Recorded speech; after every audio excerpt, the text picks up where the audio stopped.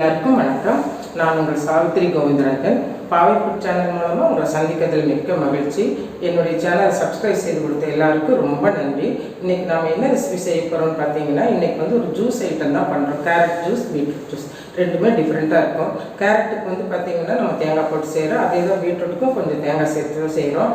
கேரட்டை பற்றி நமக்கு எல்லாமே தெரியும். கேரட்டினுடைய பயன்கள் எல்லாருக்குமே தெரியும். நம்ம ஸ்கின் க்ளோ ஆகிறதுக்கும், கண் பார்வை நல்லா தெரியறதுக்கும் கேரட் ரொம்ப முக்கியம். பீட்ரூட் பார்த்தீங்கன்னா ஹீமோகுளோபின் லெவல் இன்க்ரீஸ் பண்ணி கொடுக்கும். அது முக்கியமாக லேடிஸ்க்கெல்லாம் ரொம்பவே முக்கியமாக குடிக்க வேண்டிய ஒரு ஜூஸ்ன்னு சொல்லலாம். இந்த ஜூஸ் எப்படி செய்யலாம் அது கூட என்னென்ன இன்க்ரீடியன்ட் சேர்க்குறேன் அப்படிங்கிறத பார்க்கலாம் வாங்க.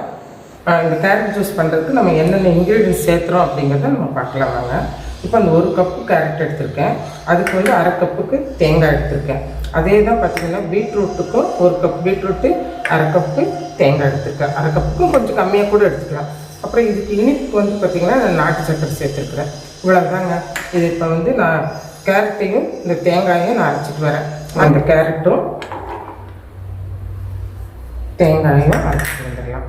இதுக்கு நான் 1 கிளாஸ் தண்ணி ஊற்றி அரைச்சிட்டு வரேன். அரைச்சிட்டு பார்க்கலாம் பாருங்க. கேரட்டும் தேங்காயும் சேர்த்து அரைச்சிட்டு வந்தாச்சு. இதை நாம் ஃபில்டர் பண்ணிக்கலாம்.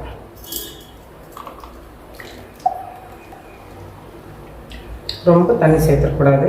நான் 1.25 டம்ளர் தண்ணி சேர்த்துருக்கேன். அவ்வளோதான்.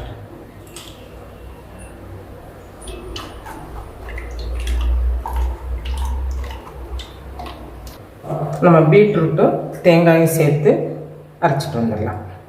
பீட்ரூட் 1 கப்பு, தேங்காய் சேர்த்து ரெண்டையுமே இப்போ நம்ம அரைச்சிட்டு வந்துடலாம்.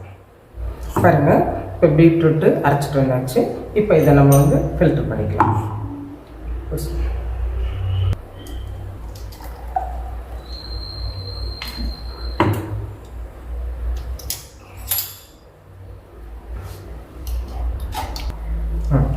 இப்போ இது பீட்ரூட் ஜூஸ் ஆகட்டும், கேரட் ஜூஸ் ஆகட்டும், ஒரு சிலர் அப்படியே குடிப்பாங்க.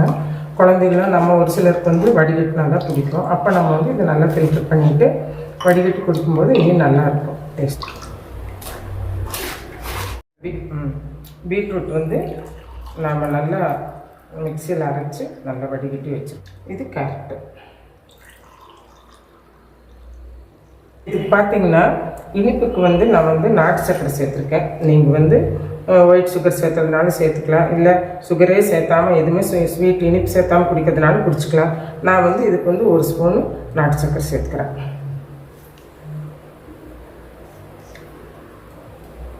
சின்ன ஸ்பூன், அதனால 2 சேர்த்துறேன். அப்புறம் இது கூட நான் கொஞ்சம் ஏலக்காய் பொடி சேர்த்துவேன். எனக்கு இந்த பீட்ரூட்டு கேரட் ரா ஸ்மெல் எனக்கு கொஞ்சம் அது அந்த டேஸ்ட் பிடிக்காது. அதனால் நான் ஒரே ஒரு பிஞ்சு ஏலக்காய் பொடி சேர்க்குறேன். நீங்கள் ஏலக்காய் பொடி வேணும்னா சேர்த்துக்கோங்க, இல்லைன்னா கூட அவாய்ட் பண்ணிக்கலாம். அது கூட பார்த்தீங்கன்னா சப்ஜா சீட்ஸ், இது 1 ஸ்பூனு.